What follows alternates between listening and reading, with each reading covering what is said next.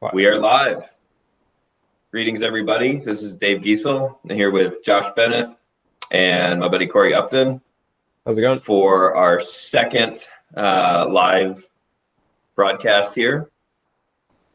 Let me close out of YouTube because I don't need to watch myself. So but you got to be able to people ask.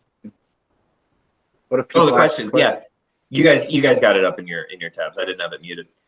So our first one was on Romans. We did part 1 on Romans. We're going to continue doing that series. We're also going to do a series on Job, right there. And we're going to do one on Locke's letter concerning toleration as well. But we wanted to do something a little different for this week. So we are doing a brief podcast here on AI. And there's been a lot of AI stuff coming up just in this last week. There was all the Google stuff with what is it called? ML something. Fairness. ML fairness, yeah. And then I was watching a Jonathan Peugeot interview for a documentary. I will link that in the description for the video. And in there, he said something that a lot of people are saying these days and have been saying for a couple of years, which is that AI is intrinsically outside of the control of its creators, this idea of artificial intelligence, and that as it takes over, nobody knows what the future path for humanity will be as AI takes over all the things that humans do. And I wanted to jump in with an opening comment on that, and then get Josh and Corey's take and get their angles on other directions of the conversation. But whenever I hear somebody talking about AI as this abstract, I guess it would be an abstract, self-determining computer system, I keep on asking myself, where's the evidence for that? Especially as somebody who works in technology. Every technology project I've been a part of, including the ones that my company does now, when you dig down beneath the surface, if you understand how technology works, when you get through the shiny marketing veneer, you always find stuff that's understandable. You never find any magic. There's no magic in technology. It's just stuff that people have put together. And when people talk about AI, there was an Elon Musk interview on Joe Rogan. A lot of people have watched that. Has tens of millions of views. He started talking about the intelligence needed to improve like home efficiency in Southern California. And the main thing that homes need is sensors to tell what room you're in. Because if they could change the ducting so that the air conditioning only blows cold air to the room you're in, it would reduce the air conditioning cost by like a factor of 4 or something. And so he said, you wouldn't even need much intelligence for this, blah, blah, blah, blah, blah. Well, to me, I wouldn't even describe that as intelligence. That's just an embedded system. It's like just a little chip that has a motion sensor and it tells what room you're in. Those have existed for like 30 or 40 years. So whenever I hear AI get used, I continue to wait for somebody to reveal something to me that I don't already know about. It seems like a marketing word. And so, but it seems to generate a lot of anxiety among people who are not in technology, or people who are less cynical than I am, perhaps, because they think that it's actually going to take over for human thought. And I don't really see it as capable of that. So the thing that I see with that is that it sort of becomes an idol in a sense. You have this technology that people are making that's flawed and relatively primitive, much more primitive than we think it is, certainly. And there's a lot of people spending a lot of energy worrying about how this is going to bring about the end of humanity, which to me seems like they're inadvertently elevating this thing to some sort of God status when obviously it's not. And so a parallel that crossed my mind was with the Tower of Babel, where after the flood, several generations after the flood, these people start building this tower to reach to heaven so that they can kill God or usurp God or whatever. And they actually you know, at least metaphorically, they think that if they stack enough stones, they'll get to God.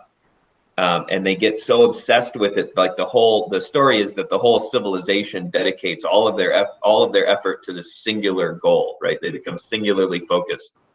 And so it replaces, this singular focus replaces their appropriate place of humility, and it replaces God in their own minds. But it's just a big pile of rocks. Like, it's not actually going to get them to heaven. Anyway, so I see AI as the same thing, and I see it as something not. I don't think AI is what people should be worried about. I think the idea that AI will take over society is a bigger risk than the risk of AI actually overtaking society. So, yeah, to be fair, I think people, especially who haven't grown up with technology, see it change so rapidly and have a fairly large impact on their and everyone's lives. And when they project that into the future, it's like everything unknown about technology in the future falls under the AI umbrella, even if it's not technically AI. And even within, so like AI can be the shiny thing from outside, you know, when companies are selling stuff and talking about it. But I've seen working on projects that even within companies and within individual projects, people will use it as the magic. I call it the AI and machine learning salt and pepper shaker. And if your project's not going well, you just shake a little on your project, and it makes everything better. And it doesn't work. did you want to talk, Corey? Did you want to talk about a little bit about the creators, like what some of yeah. So I've been doing some thinking about that, and if your starting position is that you're in a meaningless universe with no God, and you are working on a project that is building something that is like will supposedly become like a god, in that it will be powerful enough to control and guide all of humanity.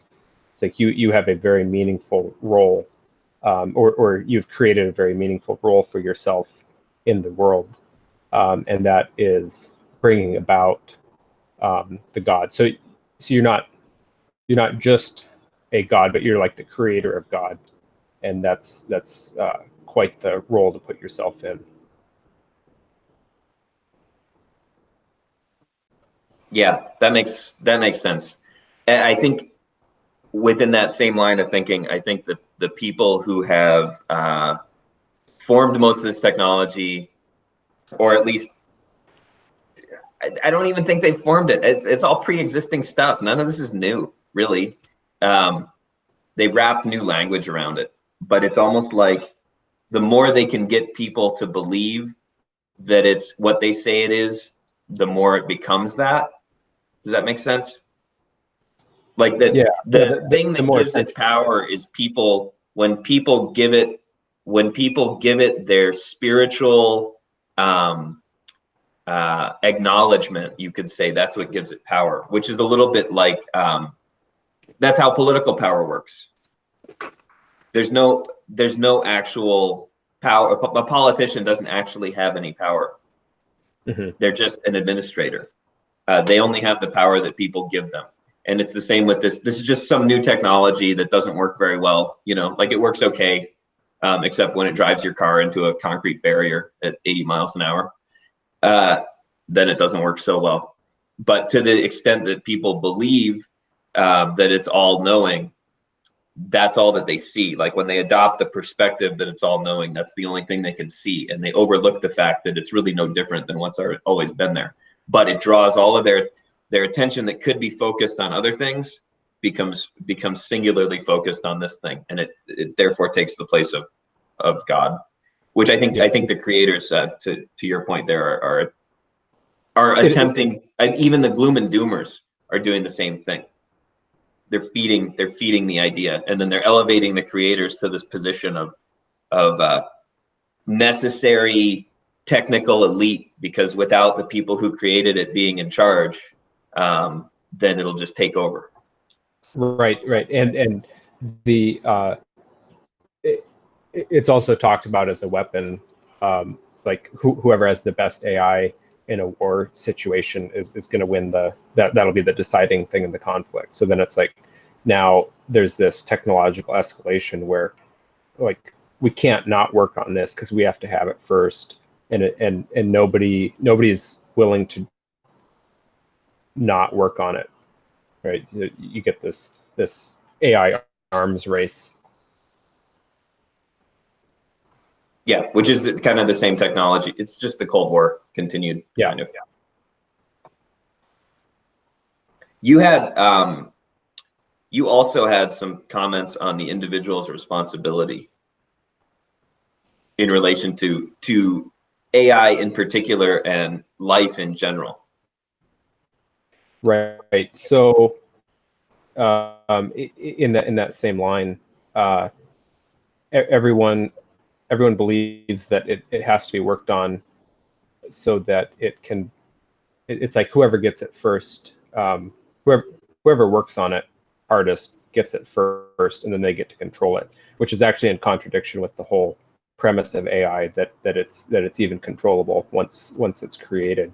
But there's some like intuitive understanding that whoever makes it gets to push it in some kind of direction. And so people can argue about how it should be designed, or people only argue about how it should be designed, what limits should be placed on it, should it be regulated, how do we control it, how do we slow it down, but nobody's saying at an individual basis, I'm just not going to work on anything that has these aspects to it. So if it's not something that should exist, I think this applies to all kinds of technology. I think the creator has a much larger responsibility than is commonly thought for what they decide to bring into the world and what they won't touch. And most people don't. Most people I talk to in the field or the tech areas, they all fall for the "if I don't do it, somebody else will" argument. So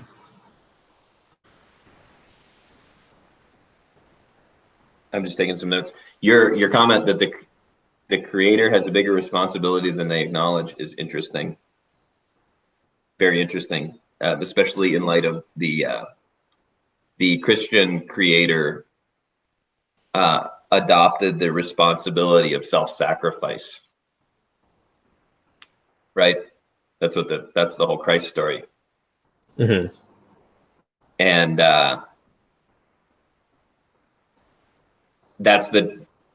might be the best example of the model of the responsibility you have for what you create. Right, that whatever you create, you should take ultimate responsibility for, however it's used. Because the counter to that is always like, oh well, I designed something that wasn't specifically a weapon, but somebody figured out how to make it a weapon. I'm not responsible for how the thing I built is misused, but there is some things are much easier to misuse than others, and if you are coming from the mindset of taking ultimate responsibility for the things that you create, you're going to think a lot harder about how your things will be misused, and you'll try to predict a little further down the road, and then make your decision based on that. Not, the ethical responsibility doesn't end at the end user agreement.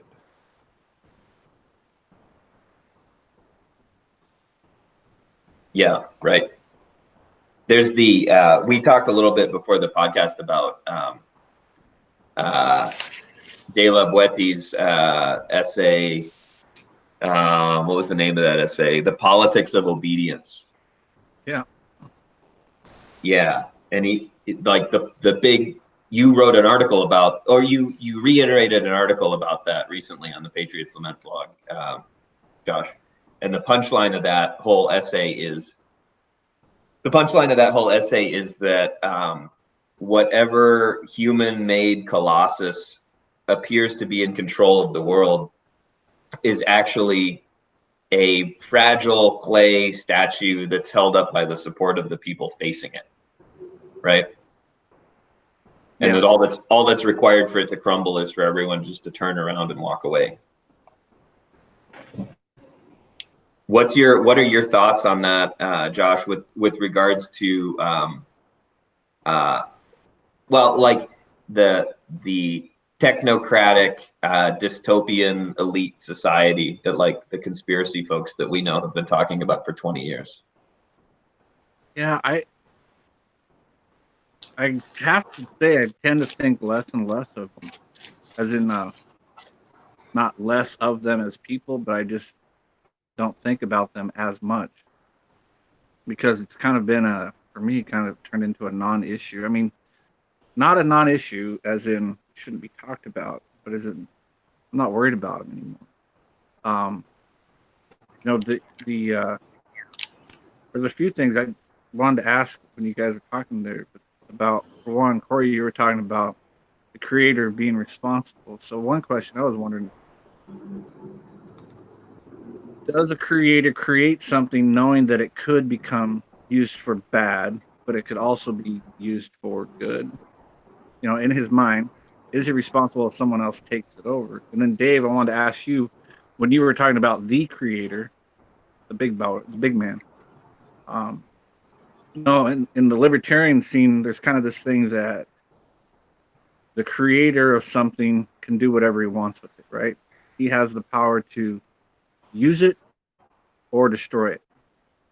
You know, if I develop a new race car, I can put it on the market or say, this sucks, and destroy the race car. And I think that also applied to Christ, the creator. He had the option to, I don't think he was necessarily responsible to redeem us. He had the option to just say, yep, I'm done. I created you, I squished you. But I don't know. I didn't even talk about what you asked me. Sorry, because I wanted to jump back and ask you guys those things, because my brain was going 60 there. But if you guys will both, I don't want to sound like a moderator here, but I just want to ask each of you that question, talk about it. Corey, if you hit again on the creator's responsibility, should someone create something technologically that can be used for good, but also has a potential for evil? Because doesn't everything have a potential? Yeah, I think it's unavoidable. But I guess my point there is that people like to minimize the potential negatives, and then the people want to take credit for the positives and then pass the negatives, the negative externalities, onto the people who are using it.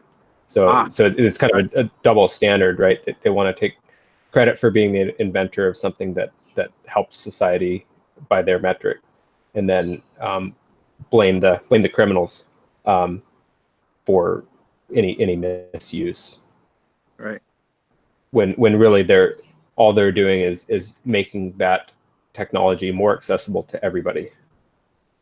Mm-hmm. Kind of like building a warhead. You can build a warhead and say, well, it could be used for underground mining, but it's not. Yeah. Or it'll be used as a deterrent. Right. Right. Yeah. That makes sense. Dave, would you tackle that again with the? I mean, even if I don't know if it does, but when we talk about the ultimate creator of intelligence, period, didn't he kind of have the option to just press the reset button? You know, I really liked your angle on that. I've never thought of that before.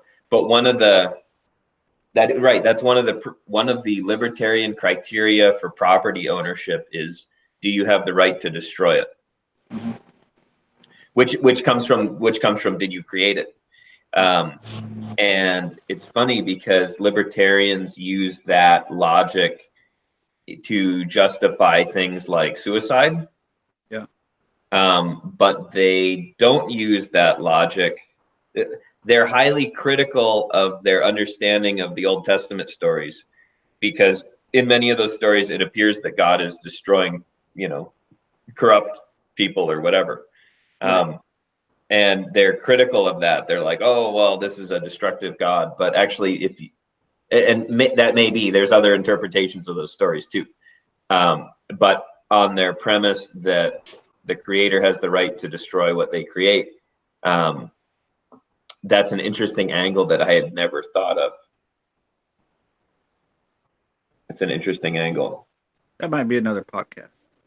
That might be, but I mean, that's an idea. That's an idea we're thinking about. And in the case of Christ, this is an interesting comparison between the following the law and fulfilling the law. Yeah. Following the law involves punishment and penalty, and fulfillment of the law involves forgiveness. So it would have been, if God wanted to abide by God's law, that he gave, the Mosaic law anyway, let's say, then destruction of the earth would have been totally justified, right? That's justified by Mosaic law. Whoever's without sin cast the first stone, right? That's kind of the mic drop on that one. But that's not what happened. What happened instead was that everyone was forgiven. Right.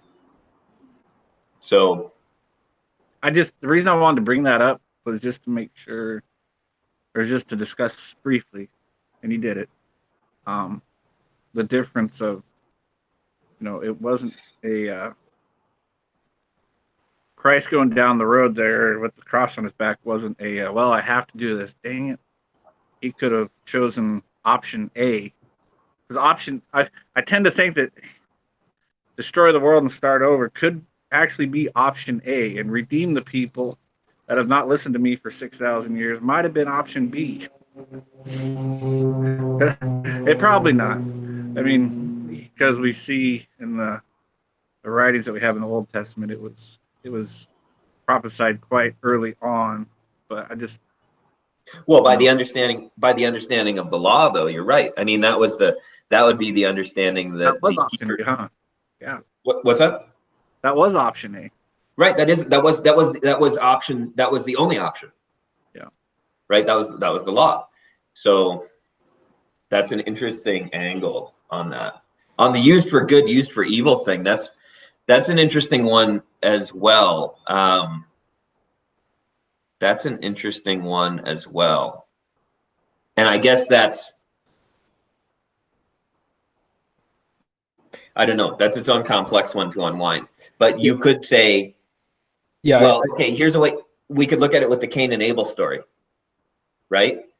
So you could get really technical and say, well, if God created the whole universe, then like uranium, and God created uranium and plutonium, God shouldn't have created a universe with nuclear decay and and the ability to split atoms and release huge amounts of energy if God didn't want nuclear bombs. Like, right. Pretty short-sighted of God. Therefore, I'm fulfilling the will of God to build nuclear warheads. Right.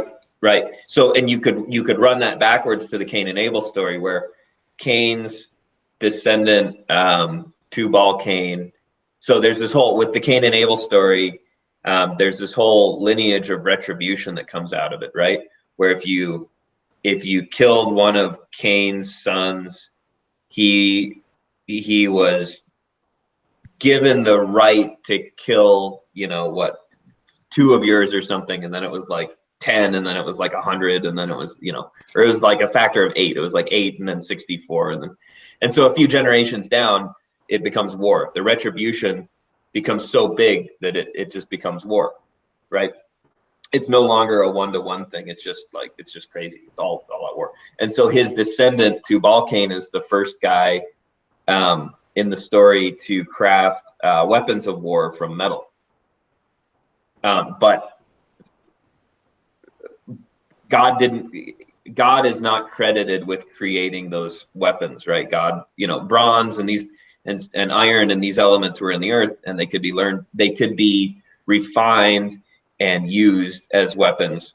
But it's this human who's credited with it, because the human is the one who transformed the raw materials into something designed to kill. Right. So let's take your uranium example real quick. When on day 6 or 7, God looked at what he had created, the earth, and he said, this is good. So obviously uranium, our little brains haven't figured out the good yet. Maybe that's the deal. We look at it because we like to go to war and kill people for some odd reason. So we take what was made, what God said's good, and Satan uses it all for the evil that he can, and man's tendency to sin. Well, I'm going to use plutonium or uranium or whatever to make an atom bomb. That's not why it was created. For some reason, God said uranium was good. We just haven't figured it out. Maybe. Yeah, I mean, or we in my mind that it's good. For some reason, uranium's good. Everything he created, he looked at and said, "This is good." Yeah, you can use it for life promoting, uses. Even like nobody's exactly sure how the sun works. Obviously, nobody even pretends they know how the sun works. Let's say that.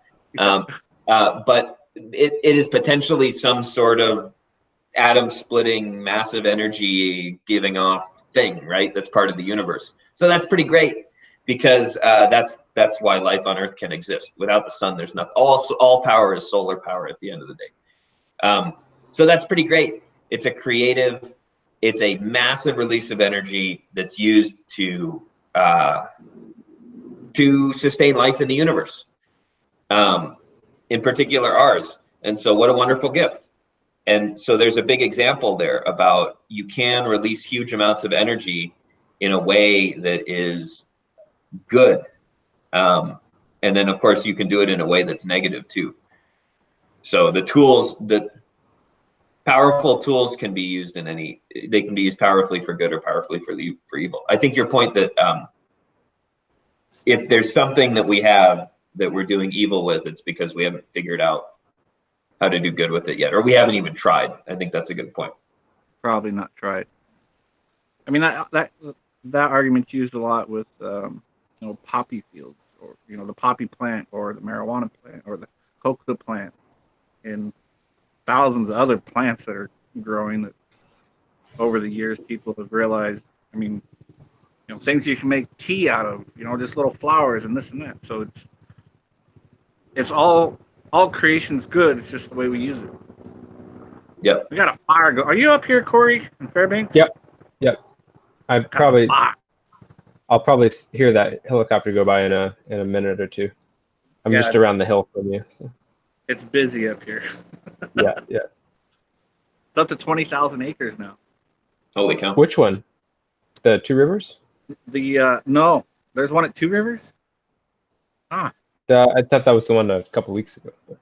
No, there's one up on the other side of Murphy Dome. It's heading towards Fairbanks. Oh yeah. The Shovel Creek fire. Shovel Creek, yeah. It jumped Shovel Creek today. Oh, I didn't think it was that big. But yeah, they have a RMAX that was flying around, or KMAX, the double intermeshing rotor thing. It's pretty fun.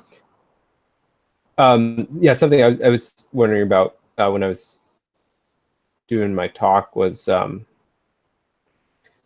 I'm sure this has been covered by somebody, but if man is created in the image of God, what about the creations of man? Are they an extension of God through man, or are they in a different category unto themselves?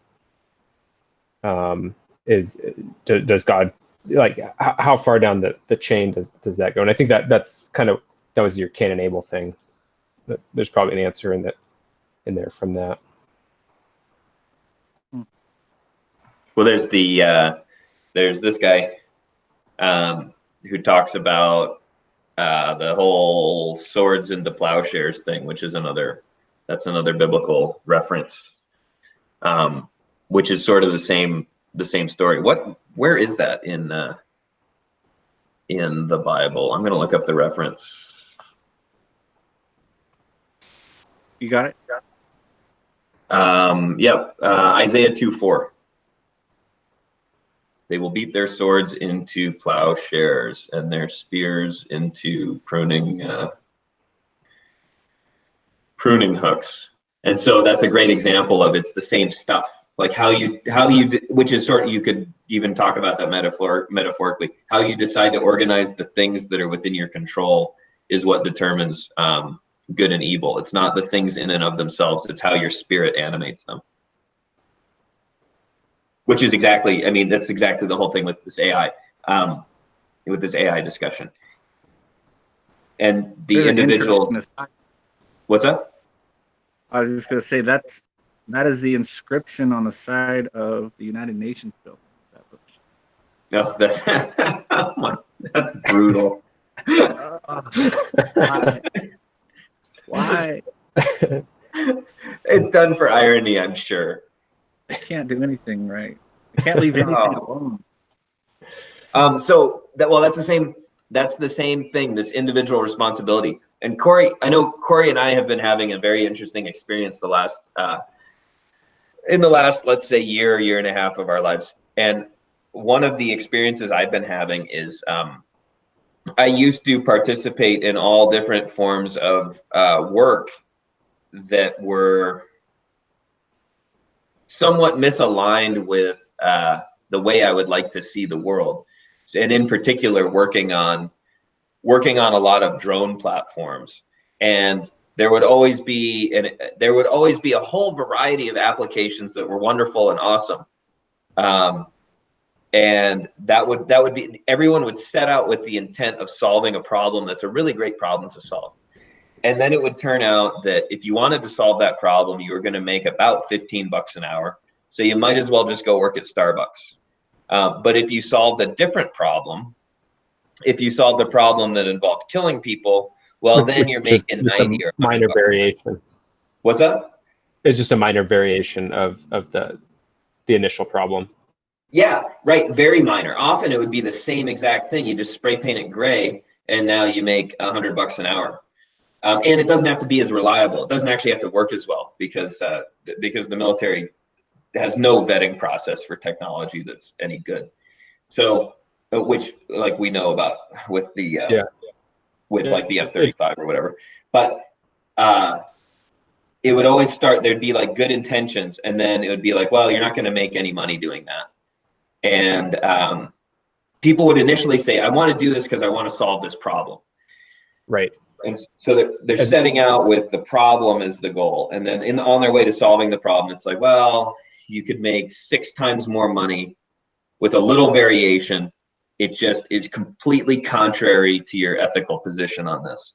And then the next step is almost every we use that funding. The next step of that is we use the funding from the military and war to solve the original problem, which is like finding people stuck in avalanches. Turns out if you can solve that problem, you can make a lot of money with the military. Right. Yeah. And so it's like the ethical carrot, and all along the way you're killing people. And there's we're going to find a guy in an avalanche. We just need to kill maybe a few tens of thousands of people along the way so we get enough money so we can find the guy in the avalanche. And so anyway, I participated in that for years and years and years and years and years. And I no longer participate in those projects anymore. And what has been interesting is one of the other ways that you justify being part of those things is you tell yourself, well, there's a lot of other people in the world doing this, which is true. There are hundreds or thousands. And if I don't solve this problem, they'll just hire someone else who will. And so I might as well. Makes no difference. But what's funny is, on the one hand, especially if you're reasonably ego driven, which most people in technology are, you will tell yourself a story about how you're the only one who can solve the problem, and that's why you should be doing it in the first place. Which is oftentimes true. It's oftentimes true that, like, to solve a specific problem, your unique skill set is the best skill set to solve that problem. So on the one hand, you're telling yourself, I'm necessary, I need to bring my best forward so that this problem can be solved. And then on the other hand, you're saying, well, but if I don't solve it, somebody else will, so it doesn't really matter if I violate my ethics. So it's a performative contradiction. And what's funny is, in walking away from a lot of these things, they just die. If one critical person drops out, the project often just dies. That's been the thing I've noticed on a bunch of these projects since, like, as I withdraw from them, they just sort of collapse. And I think there's two factors. One is that while on the one hand, no one is as important as they think they are, everyone is more important than they think they are in certain ways. And on the other hand, what you do is, your output is not just measured in what you produce. It's measured in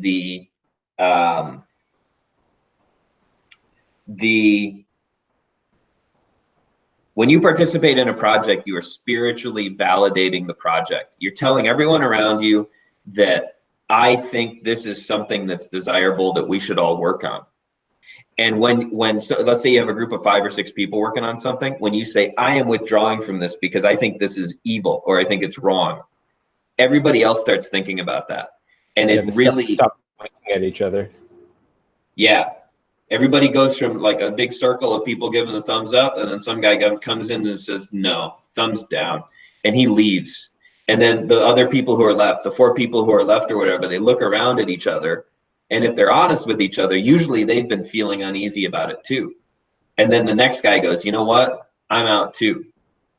And now you're down to 3. Now you're down to 3 people. And you can get a real cascade going in a really positive ethical direction from being the first person to move, or the second person to move, or the third person to move.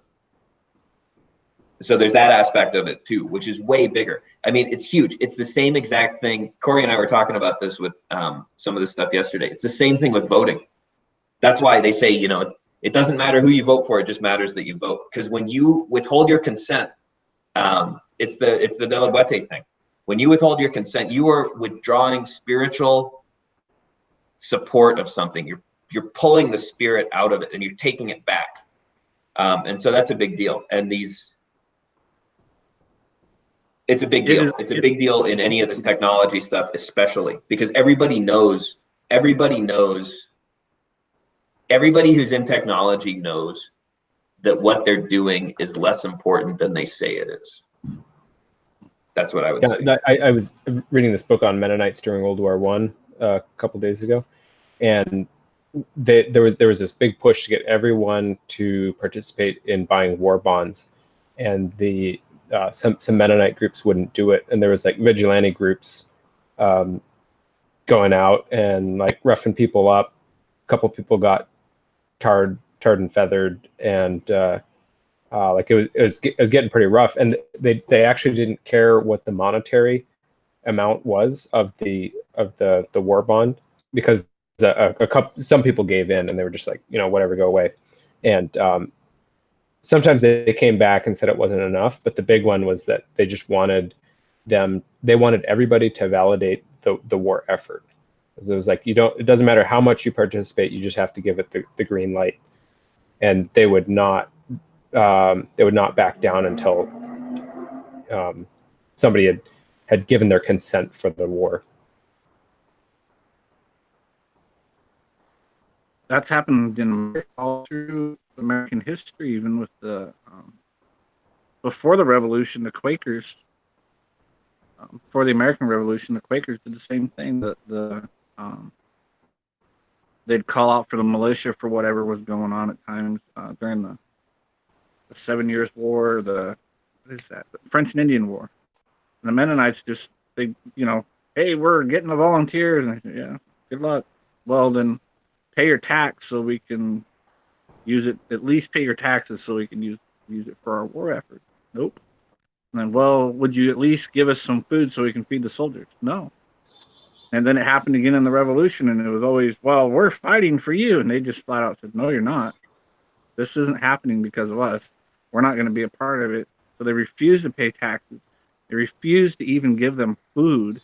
They refuse to let them use any of their equipment. I mean, all the way across. If this is going to be used for war, we're not going to do it. Period. And there was no retribution. There's so many of them, right? And all of them stuck together and said, "Heck no, we're not going to do it." There wasn't, a little bit of grumbling and all those stinking Quakers, but there was no retribution to them at all. Because, as a matter of fact, the colonies needed the Quakers during the times there wasn't war because they were good farmers and they had good goods. So they were beneficial to the community around, to the colonies around them in the peaceful times. So much so that when the wartime came along, they weren't. It wasn't so bad that we need to get rid of these Quakers because they're not helping the war effort. No, they were so valuable to the colonies. Like, okay, well, we'll just do without. That's a big stand. That's huge. Huge stand. And it's the same thing that you guys are talking about with technology. I mean, so Dave, let's say I'm not going to do this or that. They're not going to come kill you for getting out of it. If you become so valuable in other areas, you know what I'm saying? Or do you see the line of thinking I'm thinking of? We need to be valuable to our community, to our surroundings, to our neighbors. So when we make a stand of we will not be a part of A, B, or C, that they're not going to come and hunt you down because you were part of the new revolution. Because they're like, yeah, but that guy knows a lot about yada, yada, yada. He needs to stick around. And that's kind of on us. We need to be the valuable people. Also, if technology is as important and as valuable as everyone claims it is, then it should be universally valuable to all types of problems. And there's, I think, a pretty big push to work on ethically responsible things and green projects and that kind of stuff. But the stuff that gets the attention, the money is the like apps and social media stuff that's may, on a relatively longer time scale, maybe kind of a flash in the pan. And we might find that, some of the older, more basic things turn out to be they age better. And technology helps those things along, but you still need heavy manufacturing and agriculture and all those things. Yeah, I had a thought when you were telling the Quaker support war story there, Josh. I wonder if war is the ultimate luxury good, right? Because nobody goes to war when they're broke. Or certainly Americans don't. Well, empires don't, right? Empires go to war when they have money to spend on it. And and the people, in the story you told, the Quakers were involved. They were deeply rooted in the community, and everybody knows that they need good food and good durable goods and stuff like that. No matter what's going on, whether the situation is good or bad, whether they have money to spend on war or not. And so no one's going to burn down the farm that feeds them, that sort of thing. And there's your point on still being withdrawing from evil so that you can actually be more in your community. It's not about withdrawing from the society. It's about being more immersed in your society, right? By taking the energy that you spend on abstract problems like killing people you don't know is energy you're not spending on the issues in your community with the people you do know. And so there's two ways to withdraw. One is to go off into the woods. And we know some folks who have done that, and we've all done that in our own way, in our own lives at different periods. And the other way to withdraw is to withdraw from evil so that you have more energy and more time and more resources to do what you know you should be doing in your community. And so that shift kind of solves itself. And I've actually had an interesting experience of a number of my business clients who I was doing, you know, drone related stuff with. Not that drones are intrinsically evil or anything, but potentially militarizable drone stuff. A bunch of them need other work done. Like they have other projects. You know, they have a business where they have 5 projects going on, and 2 of them, one of them's for mining, and one of them's for energy storage, and one of them's for killing people in Yemen, right? For example, I have a client who's like that, and I told them I'm not going to help you do the Yemen killing part anymore. And they're like, oh, okay, how about this battery thing? And it's like, yeah, I can help you with the battery thing. And so it was like a seamless pivot. And the battery thing is like it's a positive contribution. It's a useful technology that's potentially good for people. And they didn't care. They didn't have an issue with that. They want to solve whatever problem people will help them solve. And so it's one of those areas where you have more power than you think, and you don't need to just go off into the woods to escape evil. I think you have to actually be more embedded in the society, exactly as you were describing. Yeah, so you guys might be more up on this, but it seems like capitalism tends to just reward the highest bidder, and so on the demand side, like your friend that has all these projects going on, they're just responding to market incentives. And as someone who's creating stuff, you have more power than you think on the supply side, in terms of what you feed. Because if you don't work on it, and this gets back to your point about there's so many people in a project, like if you withdraw support for a project, like cost goes up, and then it's more cost effective to work on the other thing, and that gets to market sooner, or just takes priority. Yeah, because it's all marginal, and the supplier, that's a Porter's 5 forces thing. It's that it's not just consumer and producer. Mm-hmm. The producer has someone who produces for them. It's the whole ecosystem. It's the interconnected nature of society. Yeah. At the end of the day. Did you see any of this ML fairness stuff, Josh? Has any of that shown up on Target Liberty, or has Wenzel talked about any of that? What is it? It's the whole Google thing with the election, like the 2020 election. Oh no, I've not seen anything from that. Let me find a clip. What's that?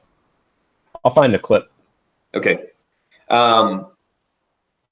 Natalie and Corey and I talked about it briefly. Basically, it appears that a lot of this is another AI tie-in and another like good and evil tie-in that you can talk about.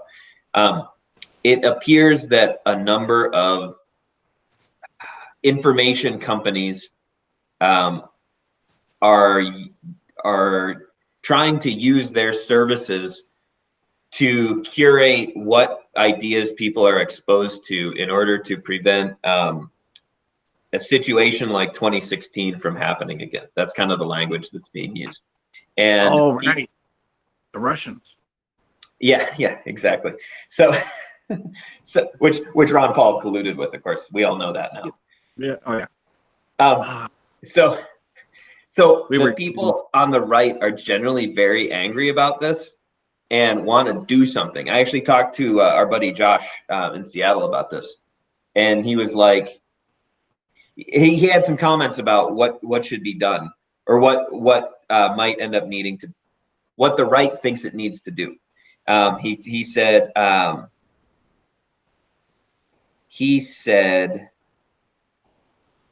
oh, and with the Democrat, I guess there was some sort of political debate thing or something last night. I don't know.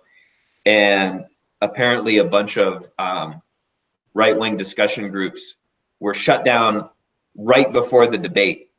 These are like discussion groups that generate internet memes and stuff like that. And they were shut down like right before the debate. And he said, Josh was like, I don't know he basically said, I don't know what people are going to do, what the people on the right are going to do, or what course of action they should take in protest. And so I sent him that De La Boetie quote: resolved to serve no more, and you at once freed. Do not place hands on the tyrant, but simply remove your support. And I think Natalie has been talking about, what's the exact language she's been using? She's been talking about, returning good for evil. And it's the whole idea of justice and mercy, right? Like, which is a thing that you've really drilled in on. So man's justice is returning evil for evil. It's good for good, evil for evil. And God's justice is good for good and good for evil. Like God, when you do something evil, God forgives you. His justice is in mercy and forgiveness. And that's, Christ is an example of this as well. And so the most powerful reaction that folks can have to this whole AI global information control thing is to, if you don't want to be controlled by it, stop consuming that sort of media, take every thought captive. And I think to the extent that people withdraw consent and return good for evil, that will be way more powerful than trying to launch a counter movement.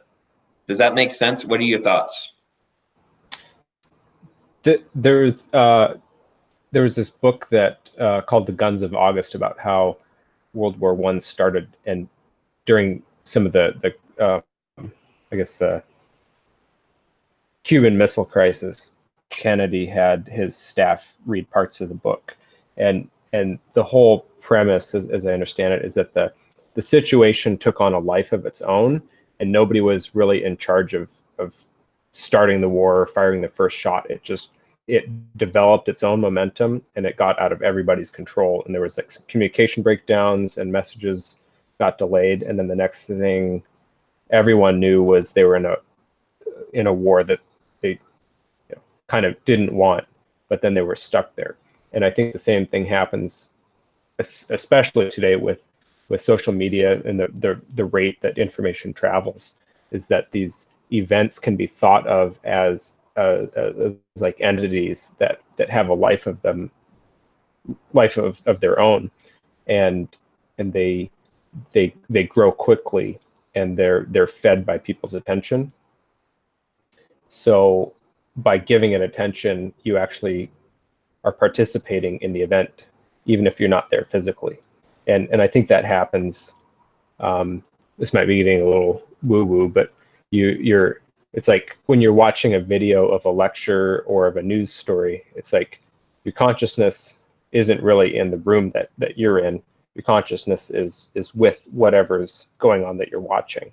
So in some sense, you're there as it's happening, and you're providing an audience for it. And then you go on social media and you talk about it, and you get other people involved, and it's this big feedback loop that you're part of.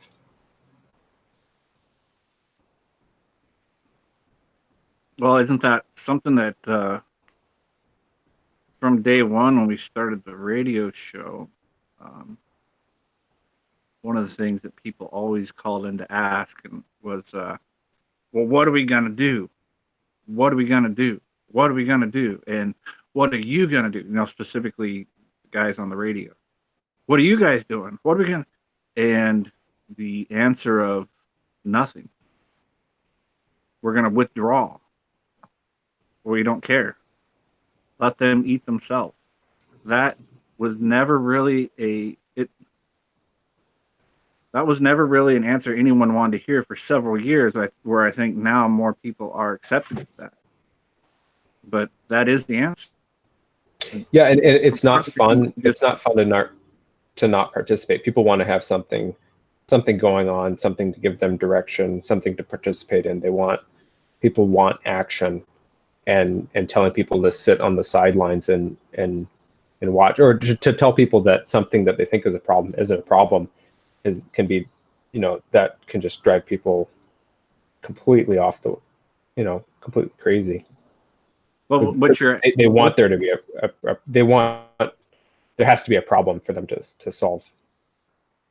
Well, I think when you tell people don't do anything about it,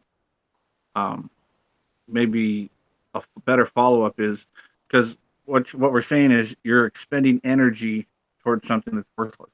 You're expending, like what you were explaining, you're expending energy, whether you like it or not, or whether you know it or not, you're still expending energy towards this thing that you don't want to have, that shouldn't be happening, that probably isn't really a problem.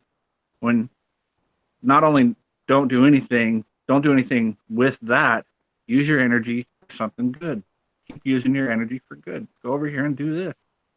And don't worry about that. It's going to take care of itself. I mean, no matter how much people worried about Obama getting elected twice, he still got elected twice.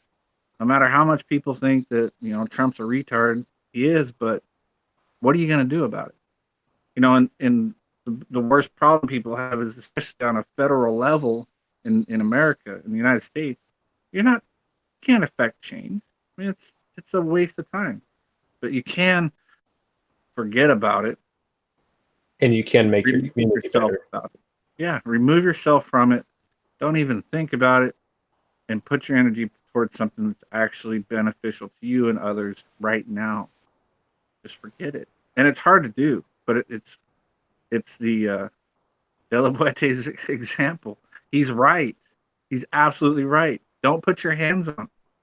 Don't participate in the evil. Turn your back on it and watch it fall. And the problem is that we want to see things fall right now. That's why we think if we do something, we're going to get it to fall right now. Well, it hasn't worked for 150 years in America. So, I mean, it's never worked anywhere, but it's more so since like the Civil War, I'd say, or the 20s, and the more years that go by in America, people think they got to do more. Well, we didn't vote the right guy in. Well, I didn't campaign enough. If I would have just given you more dollars, if my sign was bigger, you're wasting your time.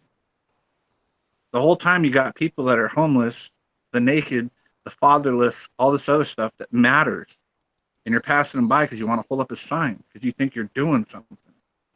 Take care of what's real. Oh, yeah. This also wraps back into the technology thing and the AI that we started with is if you think that you're solving some really big problem, you can give yourself a pass to not work on the day-to-day stuff. Right? It's like the thing I'm working on, once it's done, is so great that I can't be bothered to help the people that I see day to day. Yeah, that's perfect. And of course, you never get there. The pot of gold at the end of the rainbow. Right. Cool. Well, that's fantastic. We're at our hour. Do you guys have any closing thoughts? Nope. Good here. Did we talk about AI? We dipped in and out of it. I think we talked about what's more significant, which is fantastic. Yeah, it's not a problem. I mean, it's a problem if you choose to let it be a problem to you. Yeah.